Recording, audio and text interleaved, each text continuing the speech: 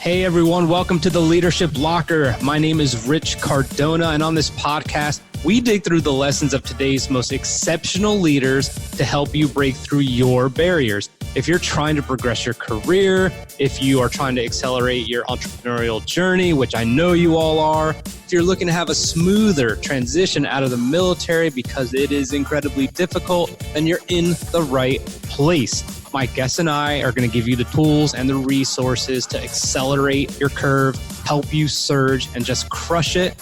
So here we go. Damon, how are you? I'm doing good. I got my coffee for the morning and I walked my kids to school and I got a flight tonight. So where are you going? I'm going to this mastermind thing in Vegas. Oh, awesome. I'm going to talk about you really quick as you sit there and listen to me talk about you. This is going to be awesome. My favorite thing.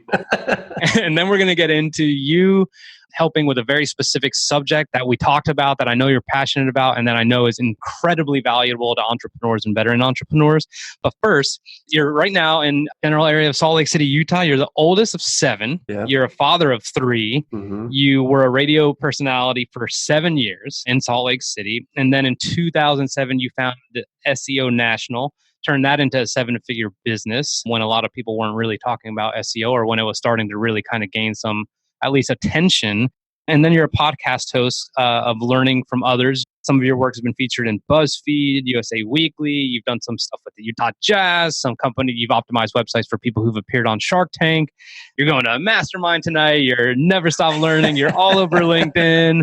And I tagged you in a post this morning, actually, on LinkedIn. Not to be somber, but I was at a funeral or a burial yesterday at Arlington. And I made a video and I was like, I don't know if I should make this video. And I told my wife, just turn the camera on. And what I was saying is, the person that departed, I can't think of a situation where they weren't always giving. So I tagged a bunch of people who I feel like are always giving and who are very selfless. And I tagged you as well because you were just one of those people who, with all this success, despite all of it, and your business, which is clearly great, you're always giving value. Like, you're really not searching for ways to just capitalize on the money grab. Obviously there's certain things involved with business and revenue goals and all this other stuff, but you always give, and it makes me really, really happy to have you on here, for that reason in particular. I appreciate that. That means a lot. And thanks for talking about me. That's my favorite subject matter. Here's what we boiled it down to real quick. We know you could talk about SEO. Uh-huh. We know you could talk about optimizing a website and content marketing strategy, work-life balance. But you and I agreed that a really good subject would be outsourcing. Yeah. So I'm just going to ask you to get right into it and talk about the mentality of a young entrepreneur, a new entrepreneur, or a veteran entrepreneur who is seemingly going to try to tackle a lot by themselves in the very beginning stages. Yeah. So the thing with outsourcing, it seems like everybody that undertakes it has to go through these cycles of either being scared or giving away too much. You either start at the point where you just want to outsource everything, which is a horrible idea to do at the beginning, or you want to outsource nothing, which is a horrible idea to do at the beginning. So what you have to realize is that usually the biggest concerns with outsourcing are quality control is just right there at the top. Yeah. And what you have to realize is that whoever you outsource to is going to be as good or bad as the documentation that you can provide. So if they suck, it's your fault. Yeah. And that's something that I don't think is, when you hear that, at least when I rationalized that, I went, wow, that's a really obvious statement. And that just took all this clutter and just made it super simplistic. So hopefully when other people hear that, it's not meant to be derogatory and say that you don't have the skill set to properly document things, but it really does boil down to your outsourced team is going to be as good or bad as the assets that you provide them. Mm-hmm. So the other thing that, and we'll get into more of that as we go into the conversation, but the other top concern is probably, trust. How do I give them my passwords? How do I give them a company credit card? And so we can get into those things. But at the end of the day, you're either going to do it or not. You're either going to outsource or not. And so if you make that decision that it's going to help you scale, which it can, and free up your time, which it can, then you either have to accept those two things and the options of how to solve them, which we'll get into, or just stop wasting time and don't outsource. You got to pick a path. Yeah. So can you tell me for you then, I believe the longest person you've had on staff that was one of your outsources has been like 12 years or something? Pretty close. Yeah, it's definitely 10 years for sure. I don't think I had him the first year and a half. So yeah, it's like probably 10 or 11 years. Yeah. Okay. So let's start there. So tell me when you were like, oh shit, I really, I need help and here's my approach and I'm going to either, win or lose here. And how was that experience? So I had a unique transition into this first VA. His name's Marco. What's up, Marco? So Marco, him and I had met. So my last employer before I started SEO National was in the affiliate marketing space. And so I did landing page design. And so I met Marco through that company. And then, I obviously moved on and then he moved on. And one day so when I first started my company, we do a lot of design still now, but way more SEO, obviously. Sure. So back then I was working on a design and I was getting enough designs where at the time I was a one-man show and I said, hey, I need to find somebody that understands landing page design. And we're at landing page design specifically within the affiliate marketing space because the designs need to cater to a very specific audience. And I remembered, hey, I think I have Marco's AOL Instant Messenger. Jeez. So I did. I hit him up and I said, hey, what are you doing? And he's like, oh, I don't work for those guys anymore. And so we started under kind of like a la carte freelancer circumstances. And I said, hey, here's the thing. Can I throw you some money for this project? And he said, yes. And then we started picking up enough of those that I started to quantify things and go, it might make more sense for me to just hire him than to just pay him a la carte. And so I said, Marco, what's a respectable monthly rate that I can pay you? Because I'm probably going to pay you more than that if I keep doing these one-offs. And let's figure out what makes sense for you. And you get the guaranteed income. I get the consistency and availability. So that's how that first one came about. So I have two questions about that then. So the first is, when you're doing so much, how do you determine what you are going to outsource first? Do I need someone to manage my calendar, make sure I don't miss meetings, reply to emails for me? Or do I want someone who's going to help me where I'm strained the most with the most detailed things that I do? The things that I feel like only I could do, but I could really use help doing it. Yeah, it's going to vary depending on your industry because what you need to balance is your passion, what type of tasks that you like with income, which tasks are going to produce the most versus priorities. Yeah. You may have one that isn't going to pay the most, but it's now or never. And so you kind of got to figure those things out. And then to throw in one more thing, it's the old saying where you need to figure out your value. And let's say you decide your personal value is worth $20 an hour, $50 an hour, $100 an hour. So let's just say your value is $50 an hour. If you can pay somebody $45 an hour to do that one thing, take the loss for a month or two until they get in a consistent groove. And then after that, it's just pure profit. Yep. And so figure out where you can cut things off and feel comfortable tasking those to somebody else. So for me, I still go through those processes where, and we'll get into talking about how I have, half a dozen VAs now, but I still go through the process of, 10, 12 years later of having VAs of going, do I feel comfortable giving this thing away? And over the years, I've gotten rid of 90% of the repetitive tasks, but the last 10% are things that I either need to start or quality control and finish. So even though they do the majority of the work, I still need to touch it either at the beginning or the end.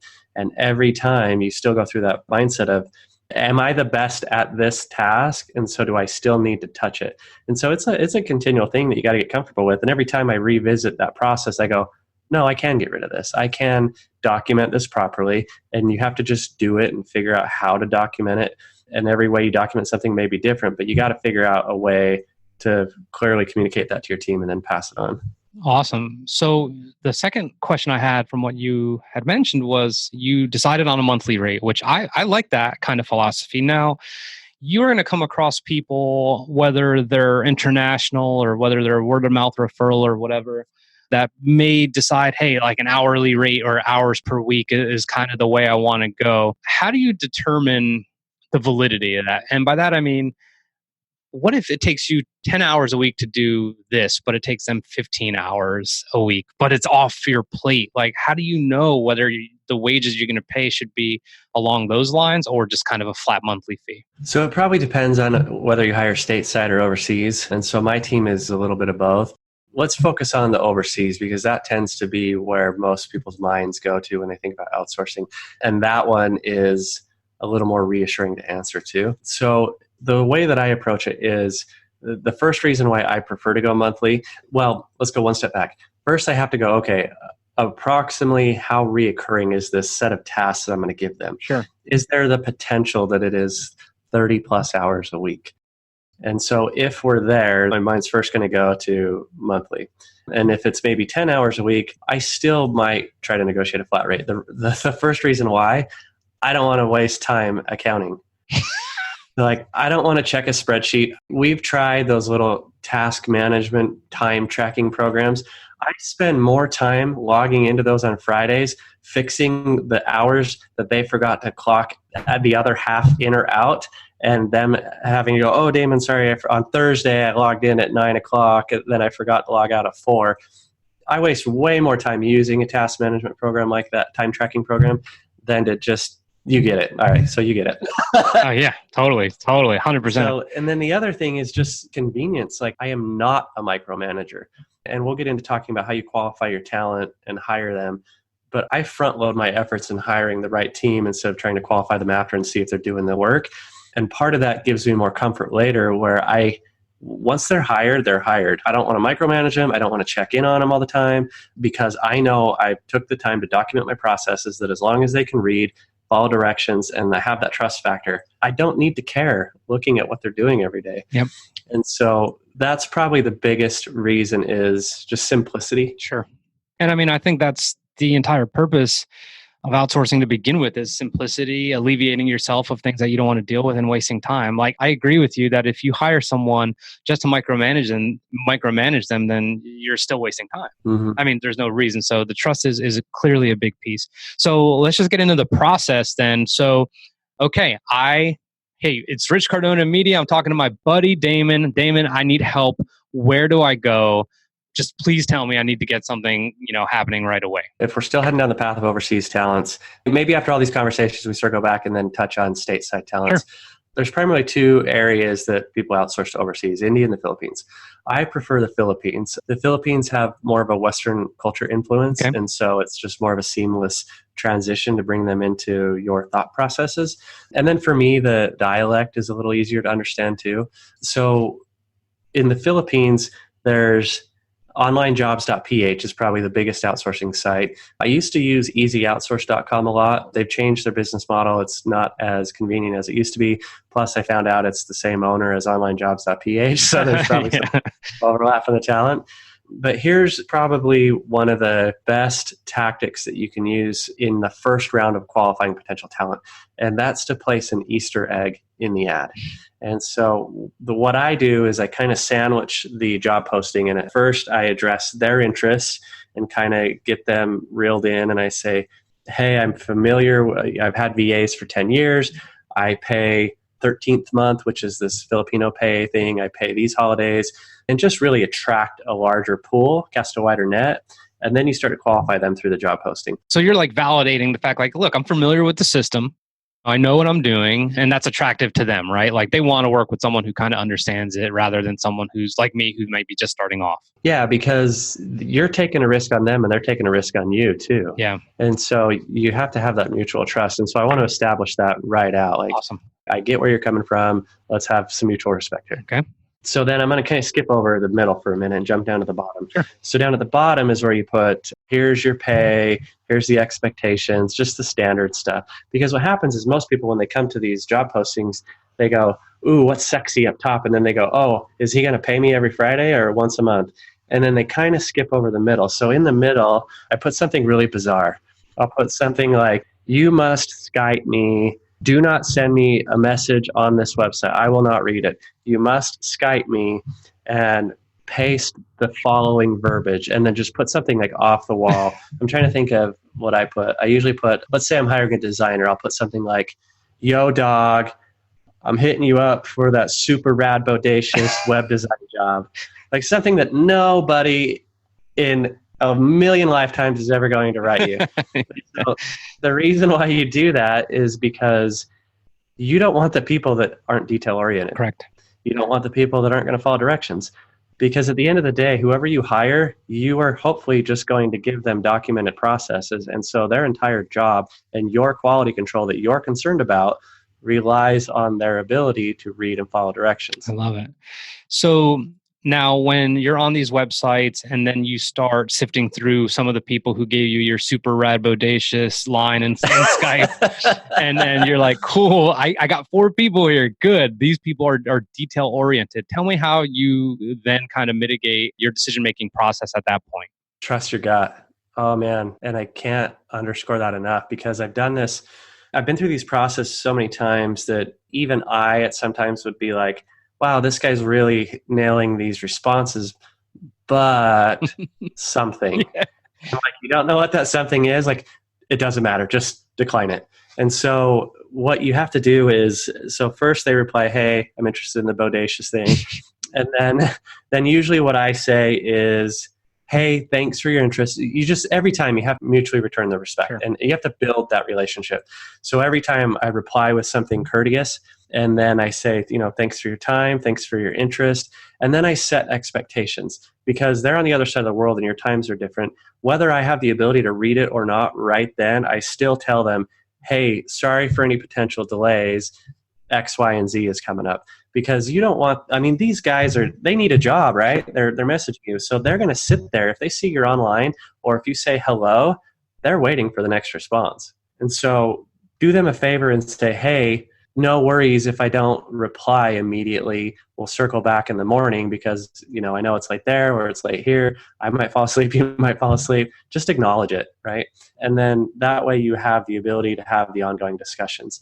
So we've done that, and then now you're continuing your engagement. If something comes up, and I'm not going to elaborate on what the something is because I don't care what the something is, politely decline them. Hey, and if you feel bad just telling them no right out the gates, and say you hired somebody else, like do a soft decline. But you got to cut them out if there's anything that's popping up on your radar. You've now hired, we'll call him John or Joanna. I have a John. And you're pumped about it. And now here comes the part where everyone's reluctance meter is going to probably go off the charts. They need access to your things. They need access to your clients, potentially. They need access to do some of the normal day-to-day things that you've already documented for them perfectly, and they need to execute. How do I do this without compromising my privacy and my information and resetting my passwords every 2 days? How do you go about that? There's 2 answers. So one half is access and passwords. Use something like Dashlane. A lot of people are familiar with LastPass. I prefer Dashlane. So grant them access through a password manager so they don't know the actual passwords. And then that way, if something falls through, you revoke those rights and nothing is lost.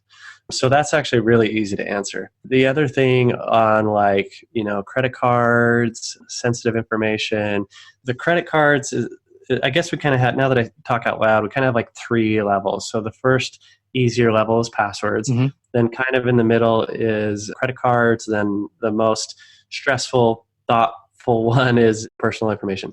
So we talked about passwords. Now, credit cards is relatively easy too. So I have a couple of my employees in the Philippines that have my credit card. Mm-hmm. I just set a limit on it. Call up your company and get one in their name so you can set different rules on their card. And then what I do is I put the limit slightly above what they need, but not excessively. The reason why I go a little bit higher is because every once in a while they're going to need to buy an extra thing for the company. Of course. And it's going to be really a big time suck to have to call the credit card company, wait on hold for 10 minutes, explain things for 10 minutes, have the phone everyone knows what it's like to call a credit card company. It's impossible. Yep. And so you're going to spend an extra 30 minutes once a month for absolutely no reason for them to be able to make an extra $50 purchase. Yep. So in the normal routine of your employee, your VA, needing to make purchases, let's say it's going to average $300 a month, I'll set their limit at $500. Got it. Because worst case scenario, if you get taken for a ride, $500 isn't that big of a deal. Yeah.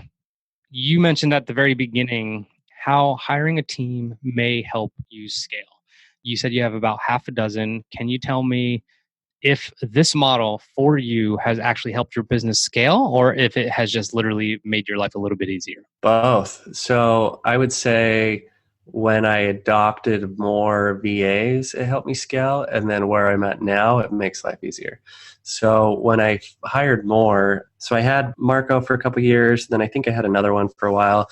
And then I was listening to Tim Ferriss's 4-Hour Workweek. And the one thing I took away from that book that I can really like point my finger at that I actually took action on is when I was done, I said, why do I only have one VA? Why do I only have two VAs? Why don't I have 5 or 6? And so that's really when I started going down the process of self-discovery of what do I feel comfortable about giving away? How can I, all those questions I just answered, like I had to go through that troublesome journey too. Yep. And so that was after listening to that book. So that point helped me scale. And it was great timing too, because literal example of helping my company scale. A few months after, I had got more comfortable with outsourcing and had processes documented more in depth. We had this big international client come in as a lead, and their rate was $10,000 a month. So they're coming in, one client, 10 grand a month, and I need to hire like 5 people to fulfill this client's needs. Wow. And so they come in and I go through the process of sourcing the talent. So now I have those 5 people. So day one is, hey, here's this new client. Here's where you're focusing on. Here's the rest of the team. Everybody say hello. Day 2 was, here's access to the CRM. Read it, get comfortable. Here's how it works. Day 3, goodbye. And it worked out. Yeah, it went just the way it was supposed to go. So, awesome. So that answers the scalability. And then nowadays, I think we were kind of touching on this offline the other day. Nowadays, like entrepreneur life is my thing. Like it's my hobby. Work is something I really enjoy. But I kind of hit like a little burnout phase 2-3 months ago. And this one was more, usually burnout phases don't impact me that much because I'm aware of it. And then I go, oh, okay, this is the thing I need to go through. But a couple months ago, like I still recognized it, but something was different about this one. Like I really was burned out. So I took some time to not wake up early in the morning, not get up at 5 and instead get up at like 7. And I did that for a couple of weeks. And then every once in a while, I would just go hang out with my kids outside in the middle of the day. And there was one time when I was walking by, and obviously I knew I had these freedoms and I knew I had this trust with my teams, but it just kind of clicked more personally for me at that moment. And I went, yeah, this is a good thing. Like, absolutely. And I didn't have to worry about my clients. I knew my team was taking care of them. The only thing that my team doesn't directly contribute to is sales and continued growth. Everything else, I can walk away tomorrow and everything's running perfectly. I love it. My last question is going to just be, this podcast is geared, it's called the Leadership Locker, because I want to talk to subject matter expert who can impart their expertise on veteran entrepreneurs and entrepreneurs. I want you to try and put yourself in our shoes for a second. And by that, I mean people who've served and now we're trying to have our own company, start our own company, scale a business. We were executors. We knew the mission, we knew the purpose, and we executed. And needing help was kind of looked at as a negative. It could be certainly construed as a negative. But this is an entirely different realm of existence, of mindset. You are preparing the mission. You are providing the overarching, the values and the goals. Mm-hmm. Can you talk to me about the importance of asking for help and, getting the help that you need for your business and the potential negative byproducts that can come if we continue to try and have this attitude of, I'm not going to fail. I'm doing this all myself. The world of entrepreneurism is very unique. There's almost like a brotherhood about it. And of course, there's going to be the bad guys every once in a while. But I would say more than many other industries, there's more of a kinship and a willingness to bring others up. I mean, just like right now, like you're going to find other guys that will go on shows and just give away the farm. Like you can ask me anything about my entire business model and I will tell you very clearly the answer to whatever you want to ask. And you will find a lot of people like that in the world of entrepreneurship. And so the first thing that I would try to swallow the pride about is realize that most people are going to be on your side. Like you're not going to hit that wall very often, if ever. So there's a mutual appreciation where it's like, hey, Rich, you want to accomplish something. I remember going through that and I really appreciate where I'm at now. And I want you to enjoy that same process too. So let's come up a level. So the first thing I would say is the majority of people are in it. They're on your team, right? So there's no reason not to ask. The other thing I would say is that you're going to scale way quicker. I mean, just like that one example of the 4-hour work week, obviously I don't know Tim Ferriss or anything, but just that one moment from one book brought me a $10,000 a month client essentially. And so if you can take that same thought process and apply it to people that you talk to, then there's endless opportunities. And a lot of times you don't even know what the opportunities are. Like, I'll give you some other examples. Just a new client that came on, there was 2 layers of benefits from. So the first layer is, A, they're a client, and I acquired that just from helping them. They came to me and they said, it's not very often that you go to somebody and talk to about internet marketing and you don't leave more confused. So a lot of people are just there to help. So embrace it. And so that opened up an opportunity to get a client. And then I only had that client for a week or 2 before they said, hey, can I introduce you to the Utah Jazz? And so you get referrals. Like, the people that you meet by asking questions, you have no idea where it's going. The mastermind I'm going to is this huge guy. He's been all over international TV. Met him through just random chances. Yep. Next week, my dad's he's a diehard Minnesota Vikings fan. I have no idea why. He's never been to Minnesota or anything. And I bought him for Father's Day tickets to go see Minnesota Vikings games. And while we're there, I'm meeting somebody that I met off a podcast. You just don't know the doors that you're going to open, the scalability that you're going to create. You just can't quantify it. I love it. Thank you for everything. Do you have any free resources out there if people want to learn? I know you've shared some stuff with me, but I just want you to talk about anything that you have out there and where we could find you on social media, of course. If you go to seonational.com/free, there's free downloads. You don't need to put in your email or anything. It's just right there. So you can grab some templates that'll get you heading down the right path with SEO. As far as contact information, seonational.com is my business website. My personal site is damonburton.com. I blog a lot about entrepreneurship there. Let's see, I'll throw 2 more links out at you. ways2rank.com/Facebook. That'll take you to our free Facebook group where I help give away SEO advice for free. And then the last one, you mentioned me being into podcasting as well. I'd love to hear anybody come listen to my guests at learningfromothers.com. Awesome. Thank you so much for everything. We've talked a couple times, and I agree. There's certainly a sense of, I don't know how to explain it, like collectedness in your delivery that doesn't overwhelm. And I'm really happy to help others learn a little bit more about what you have going on. And I hope for my audience that they picked up some benefits and considerations when it comes to entrepreneurship and outsourcing and the importance of how those two play in tandem. So thank you for your time. And that's all I got. Cool, Rich. Yeah, thanks for the opportunity to chat. And your guests are welcome to shoot me a message on social media. I'm really in it to help fellow entrepreneurs. I'm happy to answer any other questions. Awesome. Thank you for listening to The Leadership Locker. For more about us, how we can serve you, and for other episodes, please visit richcardonamendia.com/podcast. If you liked this episode a lot or little, please don't forget to subscribe so that way my guests and I can continue to deliver some heat and get you the knowledge that you want. Don't miss an episode. And please join our Facebook group so you get much more exclusive content. Take care.